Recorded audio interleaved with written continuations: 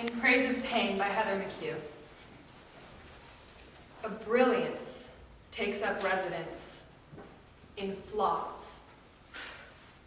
A brilliance all the unchipped faces of design refuse. The wine collects its starlets at a lip's fault.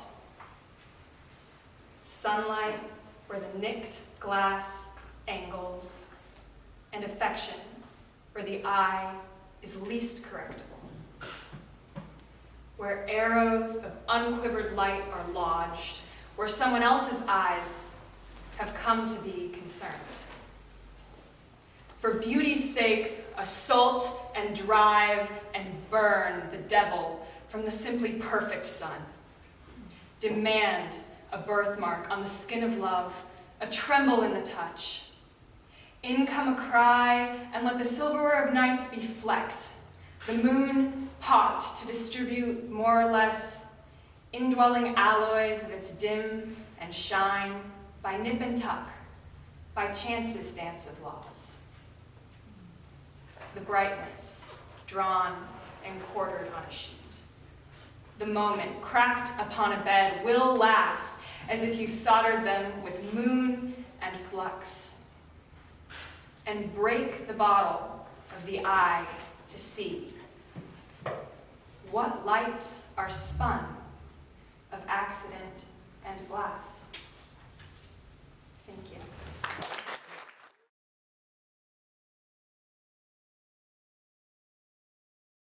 Dirge Without Music by Edna St. Vincent Millay. I am not resigned to the shutting away of loving hearts into the hard ground. So it is, and so it will be, for so it has been, time out of mind. Into the darkness they go, the wise and the lovely. Crowned with lilies and with laurel they go, but I am not resigned. Lovers and thinkers, into the earth with you. Be one with the dull, indiscriminate dust. A fragment of what you felt, of what you knew.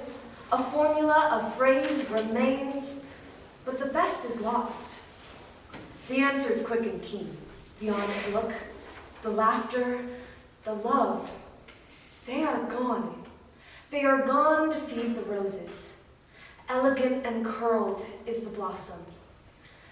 Fragrant is the blossom, I know, but I do not approve. More precious was the light in your eyes than all the roses in the world. Down, down, down into the darkness of the grave. Gently they go, the beautiful, the tender, the kind. Quietly they go, the intelligent, the witty, the brave. I know, but I am not resigned. Thank you.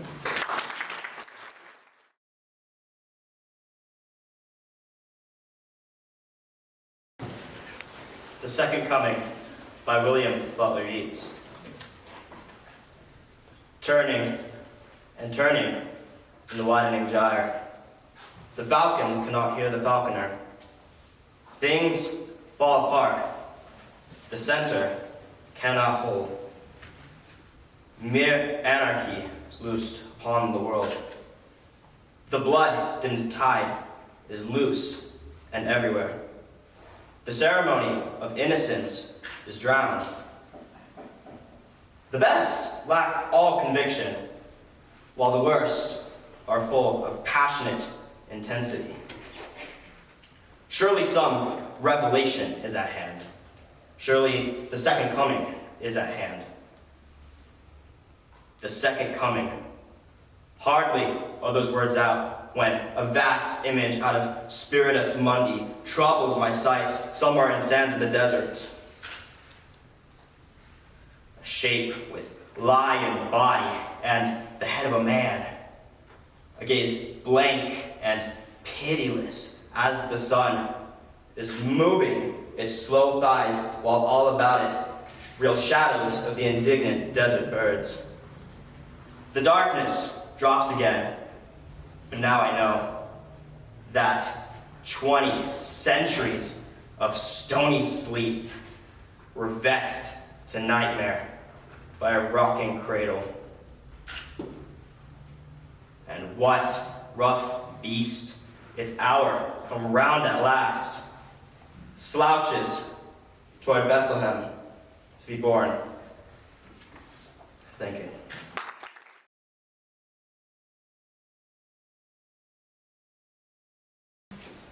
Epitaph by Catherine Phillips, on her son H.P. at St. Sid's Church, where her body also lies interred. What on earth deserves our trust? Youth and beauty both are dust. Long we gathering are with pain, what one moment calls again. 7 years, childless, marriage past. A son is born at last. So exactly limbed and fair, full of good spirits, mien and air, as a long life promised. Yet, in less than 6 weeks, dead. Too promising, too great a mind in so small room to be confined. Therefore, as fit in heaven to dwell, he quickly broke the prison shell. So, the subtle alchemist can't with Hermes' seal resist the powerful spirit's subtler flight, but 'twill bid him long good night. And so the sun, if it arise half so glorious as his eyes, like this infant, takes a shroud, buried in a morning cloud. Thank you.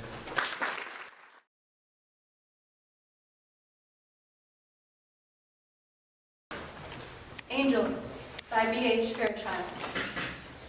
Elliot Ray Niderland, home from college one winter, hauling a load of Herefords from Hogtown to Guyman, with a pint of Ezra Brooks and a copy of Rilke's Du Neser Elegien on the seat beside him, saw the ass end of his semi gliding around in the side mirror as he hit ice and knew he would never live to see graduation or the castle at Duino.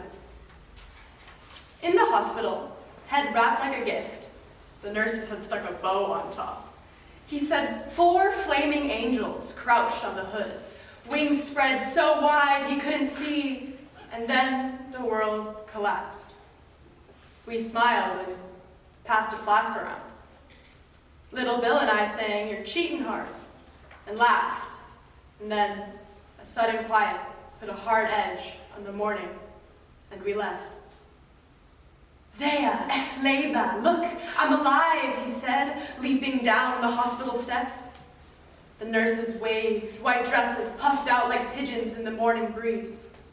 We roared off in my Dodge. "Behold, I come like a thief," he shouted to the town, and gave his life to poetry. He lives now in the south of France. His poems arrive by mail, and we read them and do not understand. Thank you.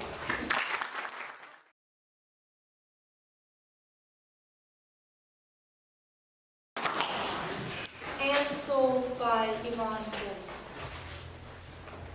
My mother died one summer, the wettest in the records of the state. Crops rotted in the west, checked tablecloths dissolved in back gardens, empty deck chairs collected rain. As I took my way to her through traffic, through lilacs dripping blackly behind houses and on curbsides, to pay her the last tribute of a daughter, I thought of something. I remembered I heard once that the body is, or is said to be, almost all water. And as I turned southward, that ours is a city of it, one in which every single day the elements begin a journey towards each other that will never, given our weather, fail. The ocean visible in the edges cut by it, cloud color reaching into air, the Liffey storing one and summoning the other, salt greeting the lack of it at the north wall, and, as if that wasn't enough, all of it, ending up almost every evening inside our speech. Coast, canal, ocean, river, stream, and now mother. And I drove on. And although the mind is unreliable in grief, at the next cloudburst, it almost seemed they could be shades of each other. The way the body is of every one of them. And now they were on the move again. Fog into mist, mist into sea spray, and both into the oily blaze that lay on the railings of the house she was dying in as I went inside.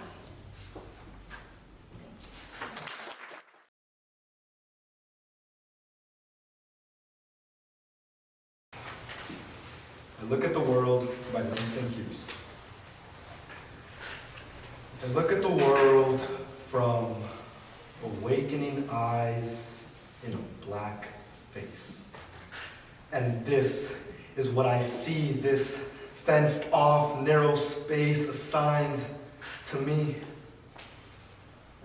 I look then at these silly walls through dark eyes in a dark face. And this is what I know, that all these walls oppression builds will have to go.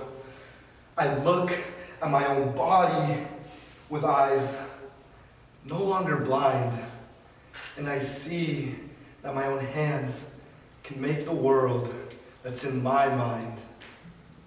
Then let us hurry, comrades. The road to find. Thank you.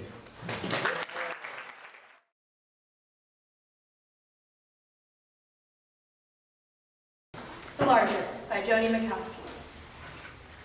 I don't know how it happened, but I fell, and I was immense.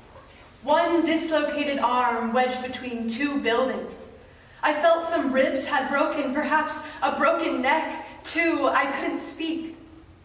My dress caught, bunched about my thighs, and where my glasses shattered, there'd spread something like a seacoast, or maybe it was a port. Where my hair tangled with power lines, I felt a hot puddle of blood. I must have passed out, but when I woke, a crew of about 50 was building a winding stairway beside my breast and buttressing a platform on my sternum. I heard, as through cotton, the noise of hammers, circular saws, laughter, and some radio droning songs about love. Out the corner of one eye, I could open one eye a bit, I saw my pocketbook, its contents scattered, my lipstick's toppled silo glinting out of reach. And then, waving a tiny flashlight, a man entered my ear. I felt his boots sloshing the blood trickling there. He never came out. So, some went looking, with flares, dogs, dynamite even. They burst my middle ear and found my skull, its cavern crammed with dark matter like a cross between a fungus and a cloud. They never found his body, though. And they never found, or tried to find, an explanation. I think, for me, they didn't seem to need one. Even now, my legs subdue that dangerous sea, the water bright enough to cut the skin, where a lighthouse perched on the tip of my great toe, each 8 seconds rolls another flawless pearl across the waves. keeps most ships from wrecking against my feet. On clear days, people stand beside the light. They watch the waves' blue heads slip up and down and scan for landmarks on the facing shore. Thank you.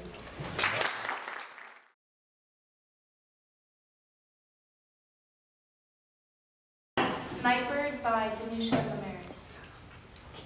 Hear me. Sometimes thunder is just thunder. The dog barking is only a dog. Leaves fall from the trees because the days are getting shorter. By which I mean not the days we have left, but the actual length of time, given the tilt of Earth and distance from the sun. My nephew used to see a therapist who mentioned that at play, he sank a toy ship and tried to save the captain. Not, he said, that we want to read anything into that. Who can read the world? Its paragraphs of cloud and alphabets of dust. Just now, a nightbird outside my window made a single plaintive cry that wafted up between the trees. Not, I'm sure, that it was meant for me.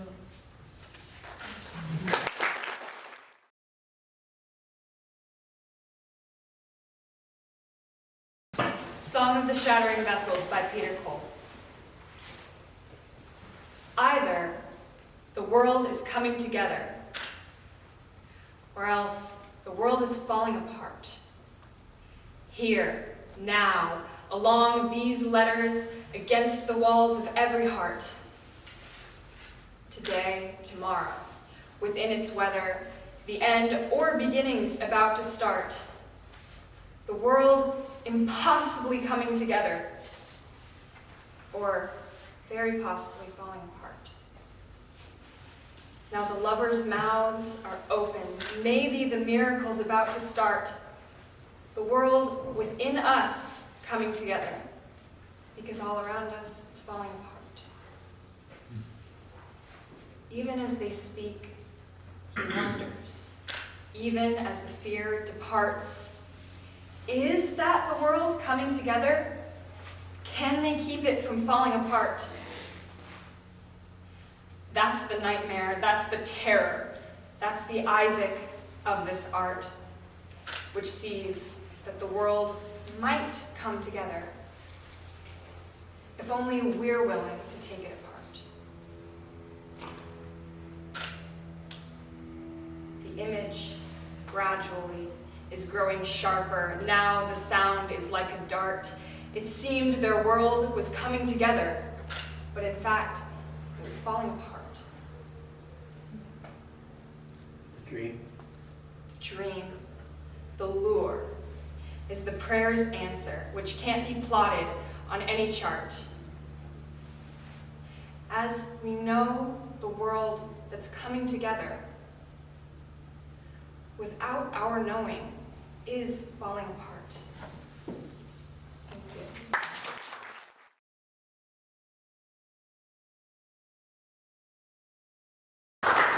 Anthem for My Belly After Eating Too Much by Kara Jackson. I look in the mirror and all the chips I've eaten this month have accumulated like schoolwork at the bottom of my tummy. My belly, a country I'm trying to love. My mouth is a lover devoted to you, my belly, my belly. The birds will string a song together for your army of solids, militia of grease. Americans love excess, but we also love jeans and refuse to make excess comfortable in them. I step into a fashionable prison, my middle managed and fastened into suffering. My gracious gut, dutiful dome, I will wear a house for you that you can live in. Promise walls that embrace your growing flesh and watch as you reach toward everything possible. Thank you.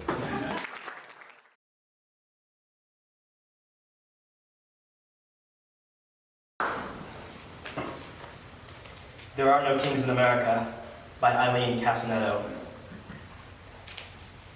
We are not that kind of country. We are sanctuary for the hungry, the homeless, the huddled. held together by an idea our immigrant fathers believed in. Rendered, it meant independence. Pursued, it kindled war, ordinance, a fighting chance. 40,000 musket balls by themselves did not shape the boundaries on which we map our days. To draw our borders, we needed more than fire cakes, more than a pound of meat with bone and gristle, or salt fish and a gill of peas. We needed the faith and grit of people who were not yet Americans. To be an American is to recognize the sacrifice of the orphan and the widow. It is to understand the weft of tent cities expecting caravans and the heft of a child in a camp not meant for children, or sitting before a judge awaiting judgment. What do we say to the native whose lands we now inhabit? What do we say to our immigrant fathers who held certain truths to be self-evident? Do we now still pledge to each other our lives, our fortunes, our sacred honor? There are no kings in America, only gilded men we could topple again and again. Thank you. Our winner, our first place winner, Annika.